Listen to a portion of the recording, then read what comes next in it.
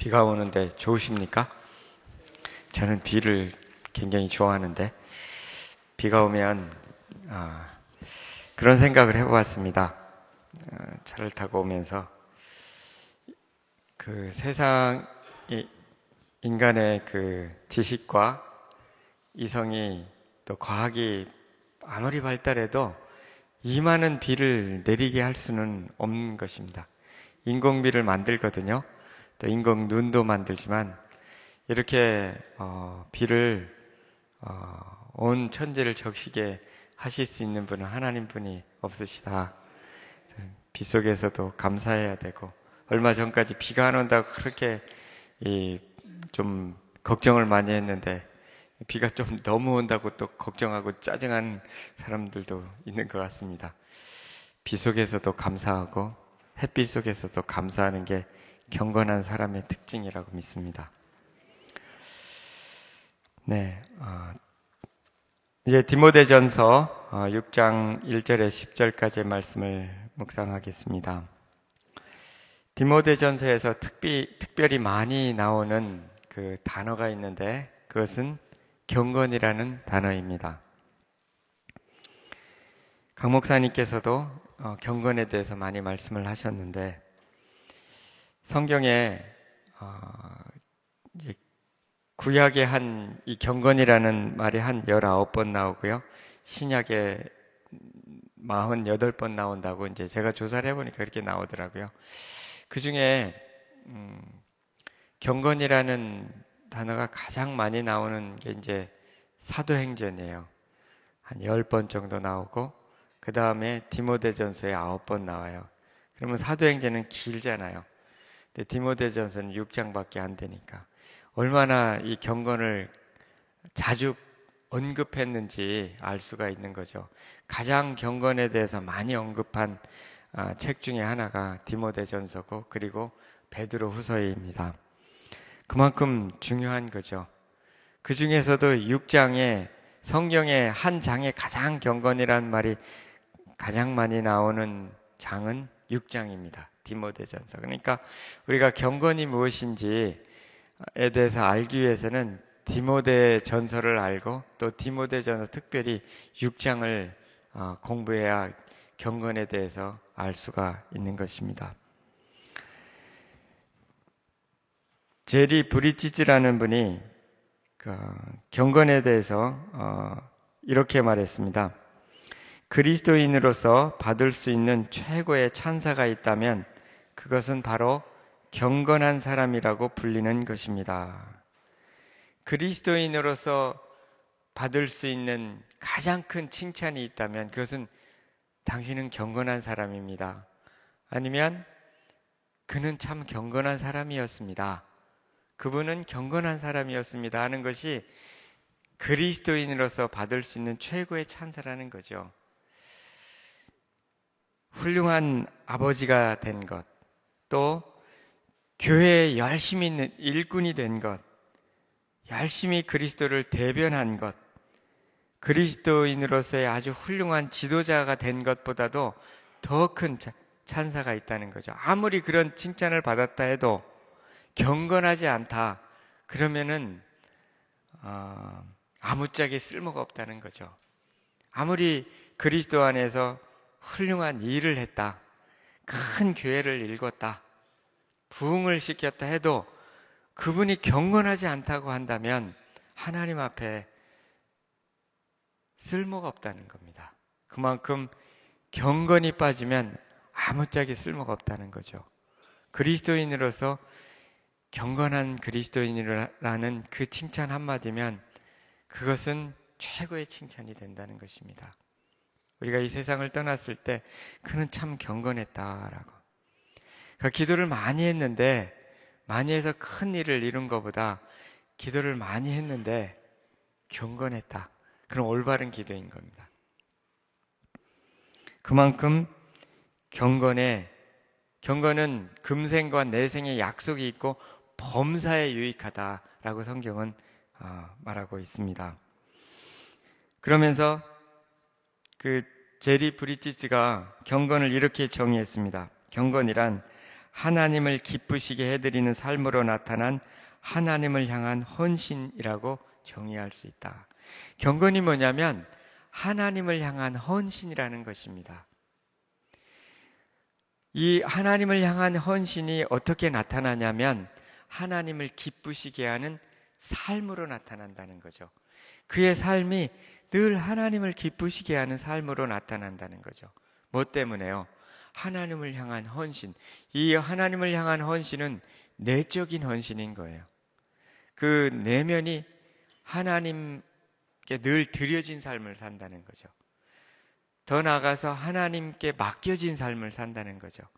헌신은 드린다는 의미보다도 맡긴다는 의미에 보다 더 초점이 있어요. 그의 삶이 하나님께 늘 맡겨진 삶을 산다는 거죠. 그렇다 보니까 하나님을 기쁘시게 하는 삶으로 나타나는 거죠. 그래서 윌리엄 로우라고 하는 사람이 이렇게 말했습니다. 헌신은 하나님께 드려지고 바쳐진 삶을 통해 나타난다.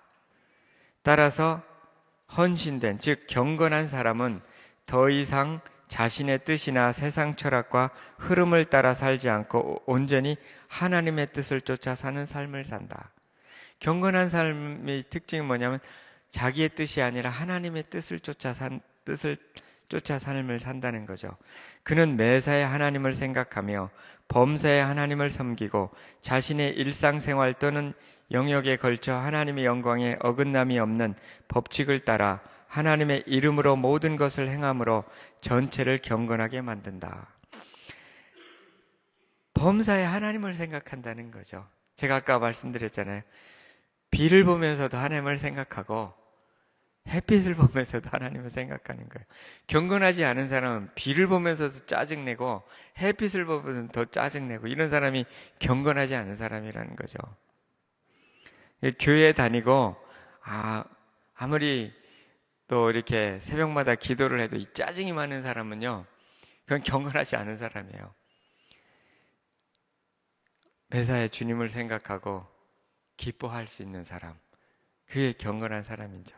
제가 오늘 이런 생각을 해봤어요. 이 비가 오는데 예수님이 이 시간에 여기에 이 코리아타운에 사셨다면 무엇을 하셨을까? 빗속을 뚫고 한남체인 앞에서 전도지 나눠주면서 하셨을까? 제 생각에는 스타벅스 가서 커피를 한 잔 시켜놓고 하나님을 묵상했을 것 같다는 생각이 들었어요. 오늘은요, 그 설교가 끝나면 기도를 조금 하시고 밖에 나가서 차 한 잔 끓여놓고 그 창을 때리는 그 비를 보면서 하나님 묵상하시기 바랍니다. 그리고 하나님의 은혜를 생각하면서 감사하시기 바랍니다. 저는 비를 좋아하기 때문에 비 오는 날이면 하는 일이 있습니다.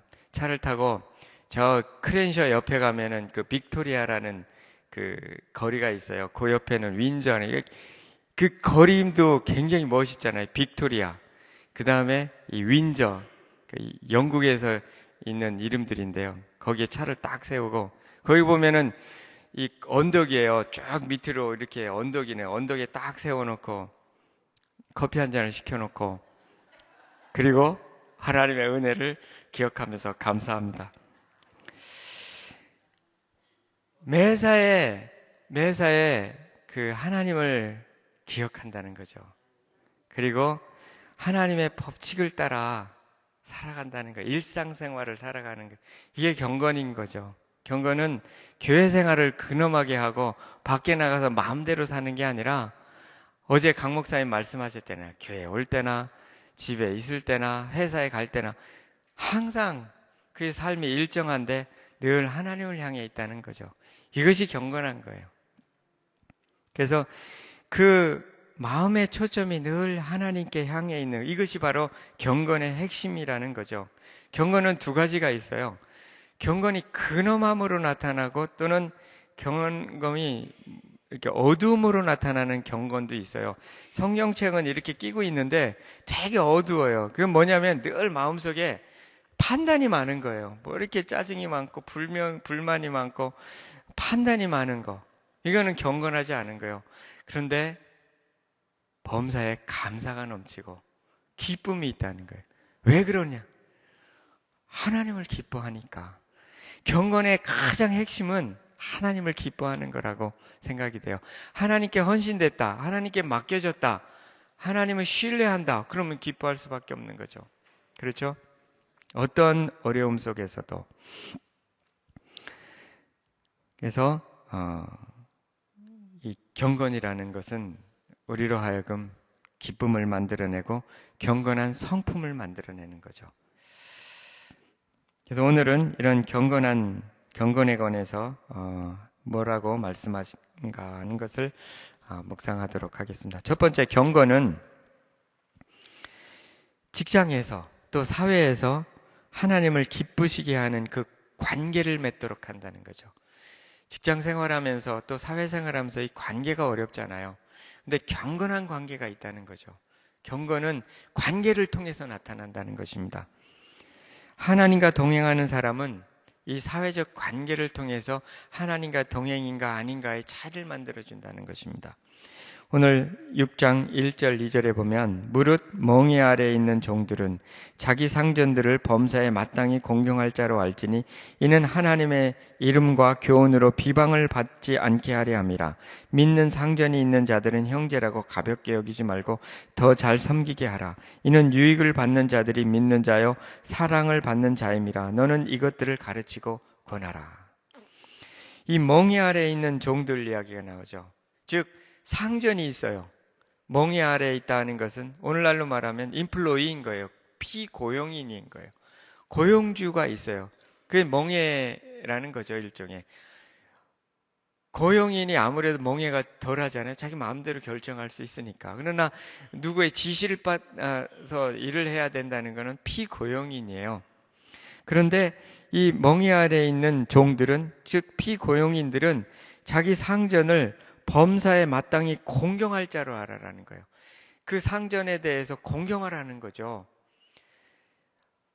그러니까 경건한 사람들은 자기 상전을 존경한다는 거죠.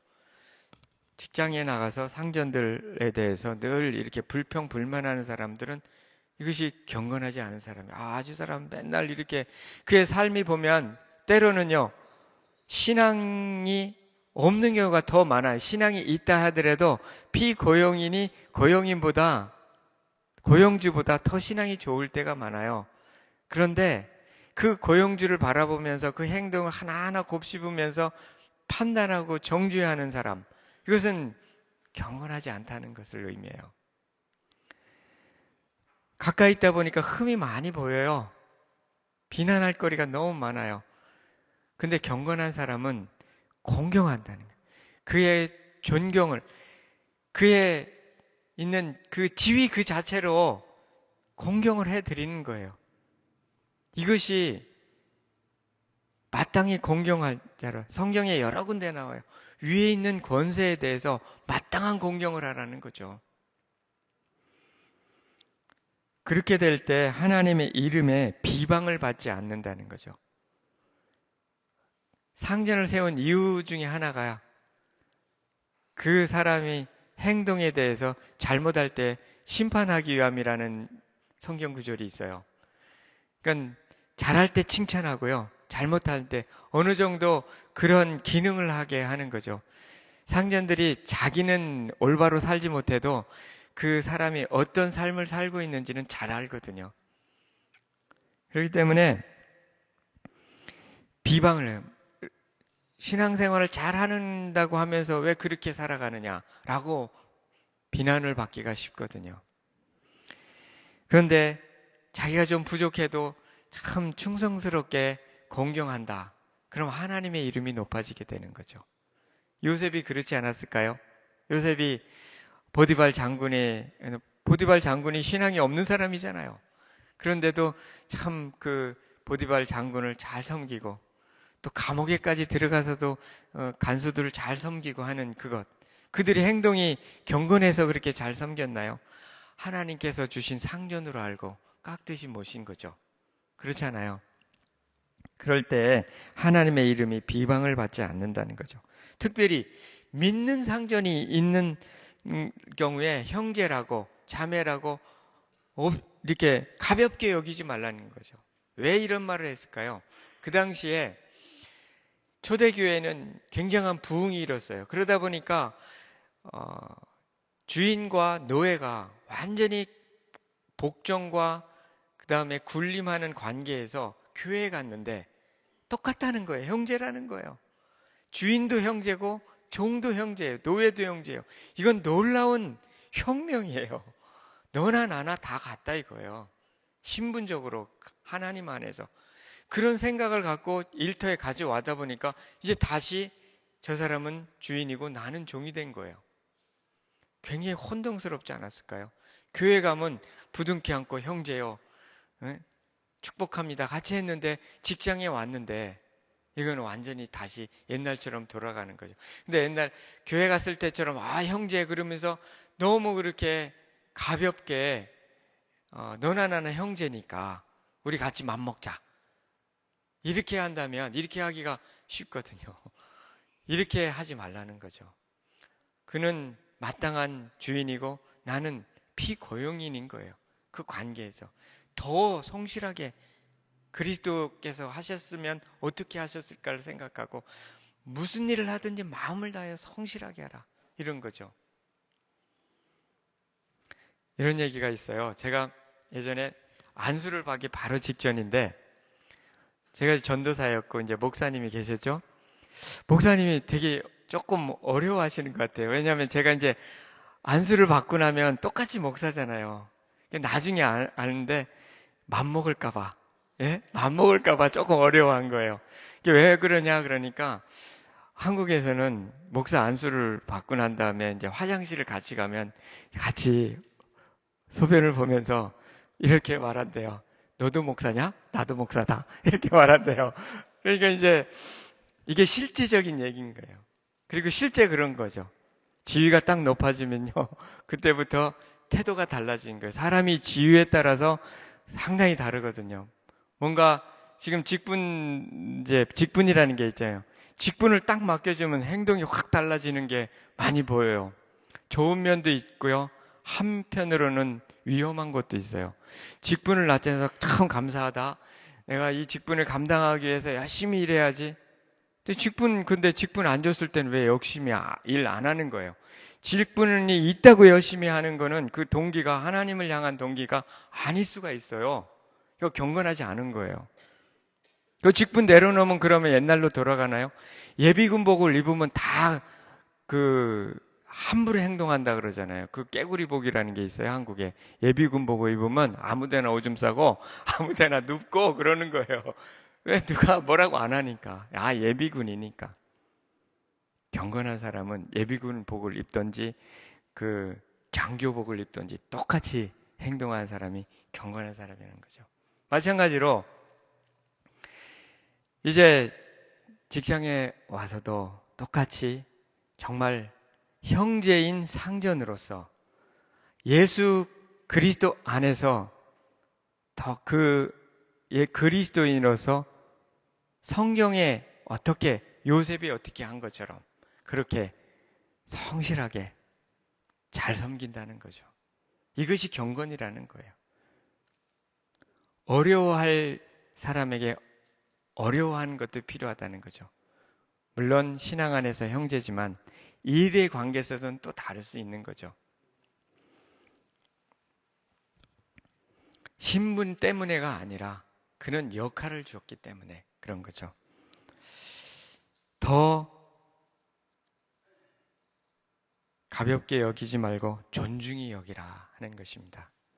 그래도 보면 교회 안에서도 같은 직장 안에서 생활하는 분들이 계셔요. 보면 참 아름다워요. 우리 교회도 그런 분들이 계신데 그만큼 경건한 거예요. 경건한 거예요. 서로 존중하고요. 또 서로 이렇게 우애가 있고 존중해주고 하는 그런 것을 보는데 너무 아름다운 거죠. 경건하다고 할 수가 있는 것이죠. 이와 같이 경건은 그 관계 속에서 나타난다는 거죠. 관계 속에서. 하나님을 향한 헌신이 이런 경건한 관계를 맺어 참 어렵잖아요. 같은 신앙 안에 있을 때 더 어려운 경우가 있어요. 저도 예수님을 처음 믿었을 때 저를 그 선교 단체를 인도하신 분은 지도 교수님이세요. 제가 어느 날 성경을 읽고 있는 걸 보고 저를 집으로 부르셨어요. 그리고 복음을 가르쳐 주시더라고요. 그래서 그때 저는 이 복음을 최근에 들었는데 이 복음을 위해서 일하고 싶습니다. 그러니까 어디로 오라고 그래서 지도 교수님이, 제가 박사과정에 있을 때 교수님이 저를 인도해 주셨어요. 그래서 같은 단체에서 100명도 안 되는 단체에서 같이 훈련을 받았어요. 그래서 신앙생활을 하면서 또 학교에 오면 교수고 박사과정 학생이에요. 저의 모든 생활이 다 드러나요. 레포트 쓰는 거며, 저는 이렇게 하면 잊어버리기도 잘하고, 이렇게 기계를 만지면 엄청 부시거든요. 저는 만졌다면 다 부셔요. 참, 교수님 얼마나 하기에 불안하기도 하고. 또 저녁 6시 되면은 전도하러 간다고 일도 안 하고 나가버려요. 그렇지만 저는 이 교수님을 참 존중히 여겼어요. 그것만큼은. 그 신앙 안에서만큼은 서로 다른 면이 있었어요. 교수님은 연구를 일단 잘하고 또 신앙생활 해야 한다는 개념이 있었고, 저는 그 부분에만큼은 좀 틀렸어요. 저는 아무리 해도 이제 어떤 제 선을 그어놓고 했지만 그 안에서는 교수님께 참 최선을 다하려고 노력했어요. 그런데 이 결과가 안 나서 참 힘들 때는 교수님께 미안해했고요. 그러나 최선을 다해서 섬겼어요. 어려움이 많았어요.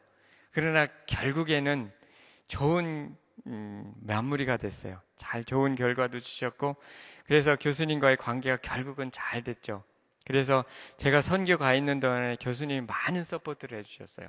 여러 가지로. 그래서 지금도 늘 이렇게 이메일을 주고받는데요. 연말이 되면 이번에도 연말에 이메일을 드렸어요. 참 감사하다고. 교수님 만나서 참 제가 이렇게 늘 이런 그때의 기억이 많이 난다고. 내년에는 한번 꼭 찾아뵙고 싶다고 했더니 꼭 오라고. 그리고 우리 학교에는 교회가 있는데 수요 예배에 설교도 좀 해라고. 그렇게 굉장히 좋은 관계로 살아요. 지금 생각해 보면 결국 이것이 어디서 왔느냐면 잠언 16장 7절에 보면 사람의 행위가 여호와를 기쁘시게 하면 원수라도 화목해 하느니라는 말씀이 있어요. 하나님을 기쁘시게 할 때 원수라도 화목해 한다는 거예요. 그래서 그 과정은 어려웠지만 결국은 이렇게 아름답게 만들으시는 거죠. 그렇지만 그 과정 속에서 믿는 상전이기 때문에 최대한 공경해드리고, 비록 신앙의 어떤 그 개념이 좀 다르고 가치가 약간 다른 부분이 있었어요. 그러나 그것 그대로 인정하고 그 직장에서는 직장의 관계로 상전으로서 최선을 다해서 공경해 드렸던 그런 기억이 납니다. 결국은 지금도 좋은 관계로 이어지는 것은 그것이 하나님을 기쁘시게 하고자 하는 그런 삶의 결과가 아닌가, 그런 생각을 하게 됩니다. 경건이라는 것은 관계를 통해서 결국은 나타나게 된다는 것을 보게 됩니다. 두 번째, 경건은 경건에 관한 교훈을 따를 때 얻어진다는 거죠. 3절에서 5절 보면 누구든지 다른 교훈을 하며 바른 말 곧 우리 주 예수 그리스도의 말씀과 경건에 관한 교훈을 따르지 아니하면 그는 교만하여 아무것도 알지 못하고 변론과 언쟁을 좋아하는 자니 이로써 투기와 분쟁과 비방과 악한 생각이 나며 마음이 부패해지고 진리를 잃어버려 경건을 이익의 방도로 생각하는 자들의 다툼이 일어나느니라. 다른 교훈이 있고요, 바른 교훈이 있다는 거죠. 디모데 전서에는 이 바른 교훈, sound doctrine, sound teaching, 그러니까 이 올바른 가르침, 올바른 교훈에 대해서 굉장히 강조합니다. 왜냐하면 잘못된 가르침이 많았기 때문에 그렇죠. 오늘날에도 그리스도 안에서조차 올바른 가르침과 그렇지 않은 가르침이 있다는 거죠. 이 가르침과 를 잘 분별할 필요가 있습니다. 올바른 가르침을 따라갈 때 경건이 얻어진다는 거죠. 그래서 올바른 가르침이 있지 않을 때, 경건에 관한 교훈을 따르지 않을 때, 그때 교만해지고 언쟁을 좋아하게 되고 다투게 된다는 거죠. 그래서 경건에 관한 교훈이라는 게 있다. 그것은 진리고 예수 그리스도에 관한 교훈이라는 거죠. 경건에 관한 교훈이 아닌 것은 그런 가르침을 따라 살아가는 사람은 교회 안에서도 경건을 이익의 재료로 삼는다는 거죠. 그 자신의 신앙생활을 통해서 자신의 하신 육신적인 이득을 취하려고 하는 동기 속에서 신앙생활을 하는 것, 이것이 경건하지 않은 증거라는 겁니다. 교회 다니는 목적이 무엇인가? 주님을 알고 주님 안에서 주님을 닮기 위한 것이 아니고 뭔가 내 유익을 위한 것, 내 사업의 유익을 위하고 뭔가 내 육신의 유익을 위해서 신앙생활을 하는 것. 이것이 경건치 않은 증거라는 것입니다. 육신적인 유익을 위한 것이죠. 그래서 올바른 가르침과 진리 속에 그 진리를 따라갈 때 우리가 경건하게 된다는 거죠. 다니엘이 그런 사람이었습니다. 바벨론 포로로 가서 궁중 생활을 했죠. 그는 그 당시에 믿는 사람이 별로 없었어요. 바벨론 포로로 간 사람 중에 궁중에서 살아간 사람은 별로 없었습니다. 다니엘과 다니엘 세 친구 정도 있었던 것 같아요. 그래서 왕의 진미와 포도주가 나오는데 그것을 먹어도 누가 뭐라고 할 사람이 없어요. 그러나 그것은 우상의 제사를 드렸던, 우상을 섬겼던 예물이기 때문에 그 당시 구약의 성경의 가르침에 의하면 먹어서는 안 되는 거예요.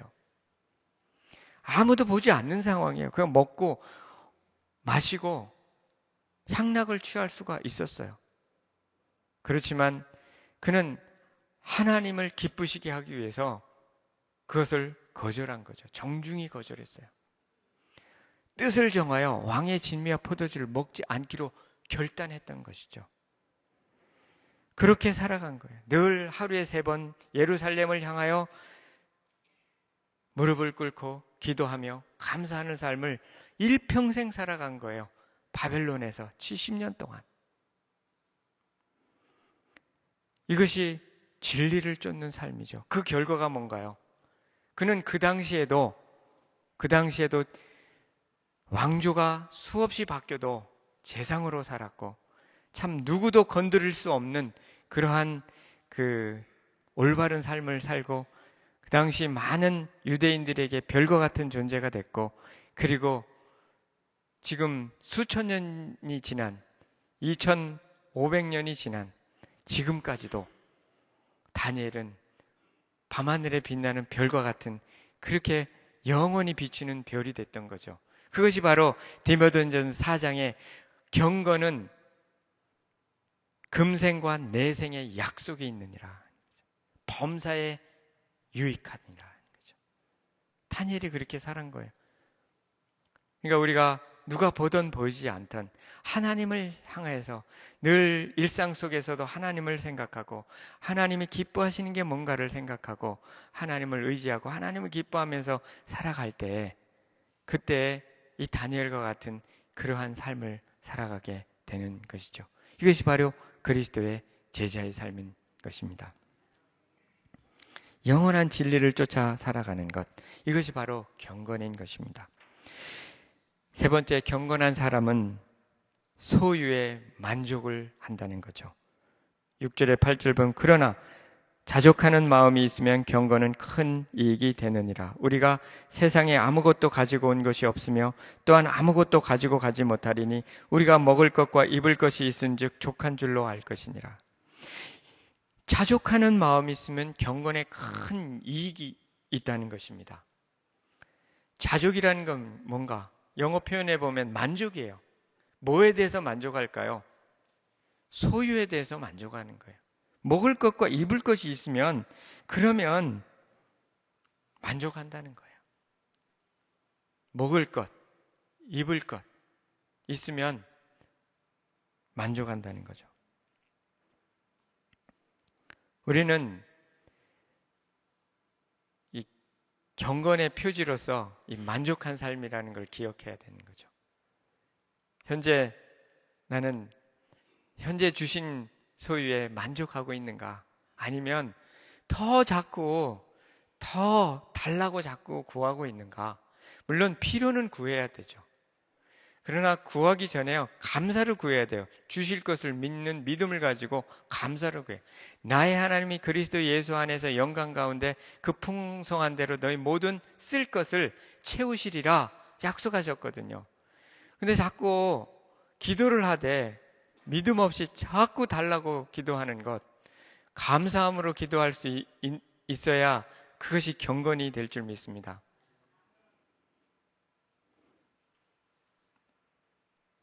만족한가? 현재 주신 거에 만족한가? 하나님께 헌신된 사람은 자족하는 삶을 산다는 거죠. 소유의 노예가 된 것.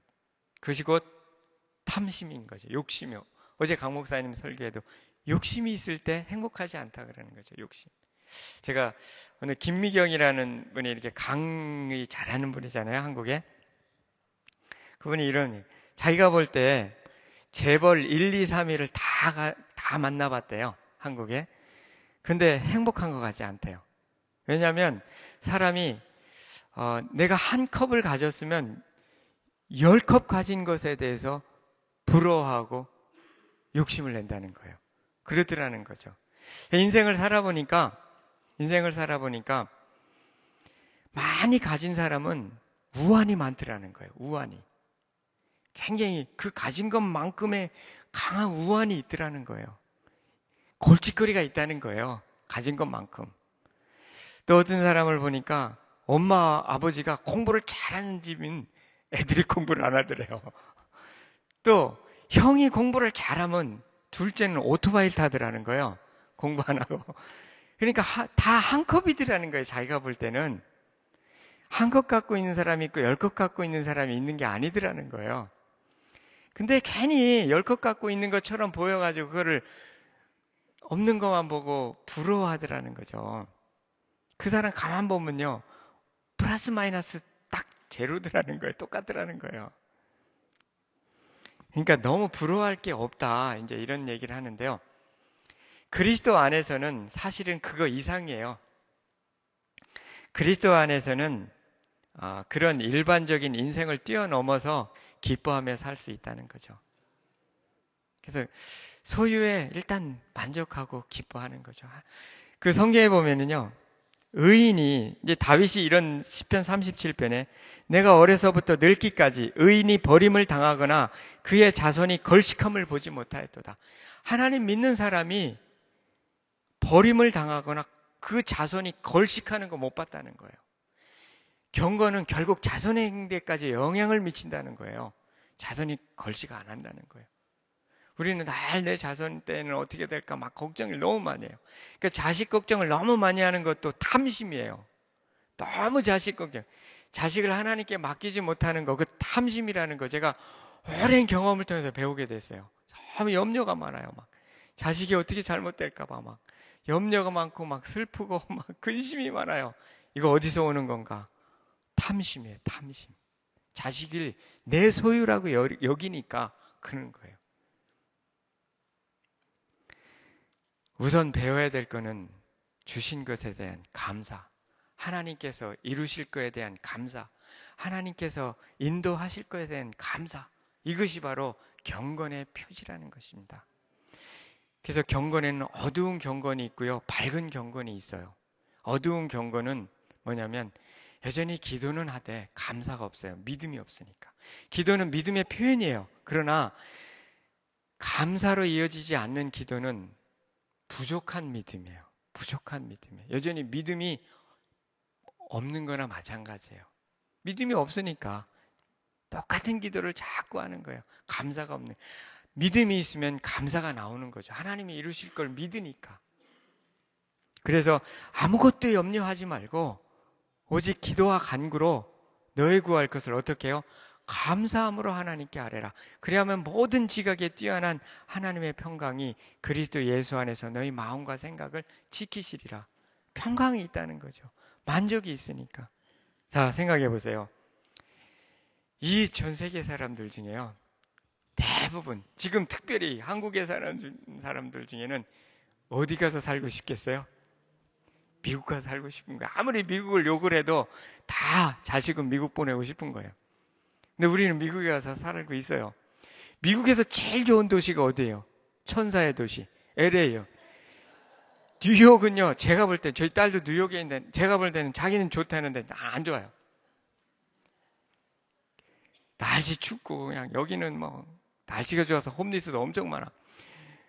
최고 좋은 도시, 로스앤젤레스.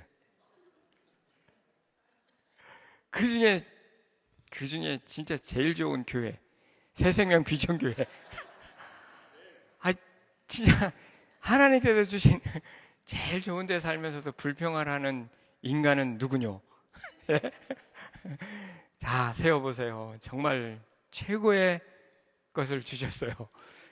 내게 주신 자녀도 최고고요. 이런 마음이 있을 때 내 모든 관계들이요 올바르 됩니다. 제가 경험해 본 거예요. 정말 하나님을 기뻐하고 하나님 안에서 기뻐하면요 뭔가가 틀려요. 움직임이 틀리고 하나님의 역사가 틀려요. 같은 신앙이라도요. 이게 다른 거예요. 경건이 그래서 중요한 거예요. 경건에는 비밀이 크다 그랬어요. 경건의 핵심은 하나님을 기뻐하고 하나님 안에서 만족하고 기뻐하는 거예요. 그런데 한 가지, 모든 게 만족만 있는 게 아니라 불만족도 있어요. 거룩한 불만족. 하나님을 닮는 일에 있어서의 불만족은 필요해요. 거룩한 불만족이요. 경건한 불만족이라는 거죠.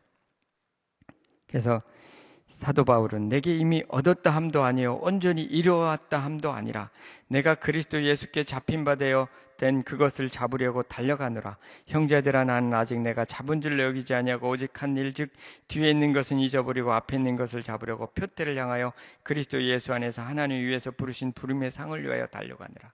예수 그리스도를 배우는 이 불만족은 건건한 불만족은 필요한 거예요. 그러나 소유에 대해서는 만족해야 할 필요가 있어요. 소유에 대해서는. 그리고 필요를 구하는 것은 그것은 맞는 거죠. 필요는 구해야 되죠. 그러나 주실 것을 믿고 구하고 현재에 만족하면서 기뻐하면서 구할 필요가 있다는 것입니다. 그래서 경건의 가장 큰 적은 탐심이에요. 탐심. 탐심의 표지가 뭔가? 많은 근심이에요. 오늘 말씀해 보면 10절에 보면 많은 근심으로서 자기를 찔렀도다. 탐심이 있는 사람은 그 결과는 뭐냐면 근심입니다. 근심. 염려입니다. 재물과 하나님은 겸하여 섬길 수 없다. 내가 지금 근심이 많다. 단언코 얘기하건대 탐심입니다. 버려야 됩니다. 근심이 많다. 인간으로서 당연하죠. 그러나 하나님을 기뻐하는 사람은 근심을 이길 수 있다는 거죠. 아무것도 염려하지 말라고 했기 때문에 너희 염려를 다 주께 맡겨 버리라고 했잖아요. 예수 그리스도를 믿을 때 우리는 이것을 추구해야 돼요. 염려를 극복할 수 있음을 믿으시기 바랍니다. 예수 그리스도 안에서 염려를 극복해 갈 때. 그래서 경건의 적이 탐심이라는 것. 그것을 극복하기 위해서는 은혜가 필요하죠. 근데 은혜 아래서요, 경건에 이르기를 연습하라 그랬습니다. 왜 우리가 예배를 연습하고요? 왜 우리가 기도하는 것을 이렇게 훈련하고요? 왜 그렇게 말씀을 훈련하고요? 그런 게 하는가? 은혜는 받는 길이 있어요. 은혜의 보좌 앞에 나가야 은혜가 있고요. 은혜의 말씀 앞에 나가야 은혜가 있는 거예요. 그 은혜 받았으면 은혜의 길을 알게 되는 거죠. 그냥 뚝 떨어지는 게 아니라 은혜의 길을 아는 거. 이게 은혜죠. 그래서 이 은혜, 경건에 이르는 훈련이 필요한 것입니다. 허탄한 신화를 버리고 경건에 이르기를 연습하라. 육체 연습은 약간 유익이 있지만 경건의 연습은, 경건의 단련은 그 범사에 유익하다. 아까도 말씀드렸죠. 경건의 가장 핵심은 하나님을 어떻게 하는 거라고요? 기뻐하는 것. 모든 마음의 초점이 하나님께로 향하고 하나님을 기뻐하는 것. 이때 경건의 비밀을 경험하게 된다는 것이죠. 하나님의 영광과 뜻만을 추구하는 것. 누가 그렇게 했냐면 예수 그리스도가 그의 좋은 본이 되는 거죠. 범사에 어떤 일이든지 하나님의 뜻을 행하는 것이 예수님의 양식이었어요. 하나님의 뜻을 행하면 배불렀어요. 예수님이. 그런 거죠. 결국 하나님의 뜻의 결국 마지막은 뭐였어요? 십자가에 죽으시는 거죠.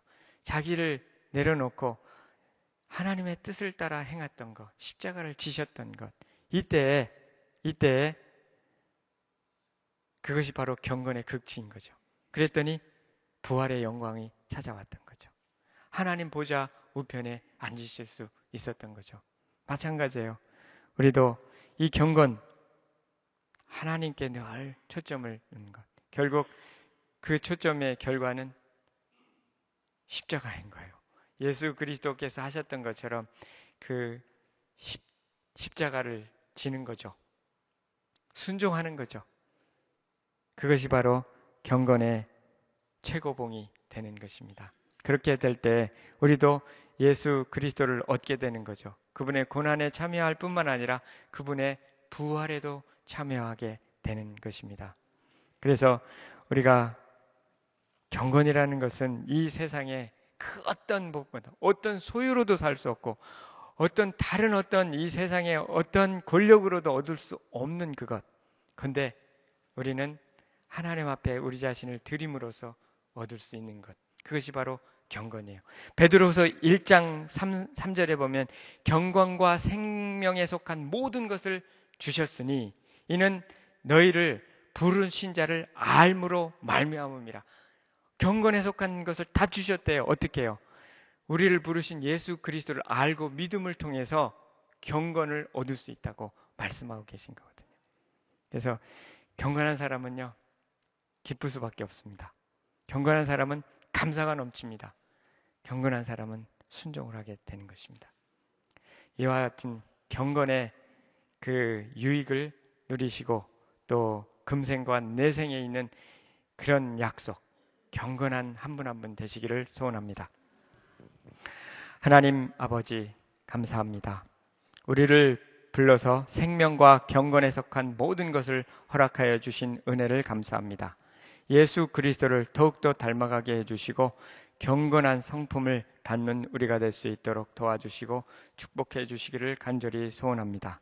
하나님 아버지, 우리의 모든 마음의 초점이 예수 그리스도를 향할 수 있도록 도와주시고 우리의 모든 삶이 예수 그리스도를 닮는 그런 삶이 될 수 있도록 도와주시고 오늘도 주님 안에서 경건함으로 나아가는 하루가 될 수 있도록 도우시고 은혜를 베풀어 주옵소서.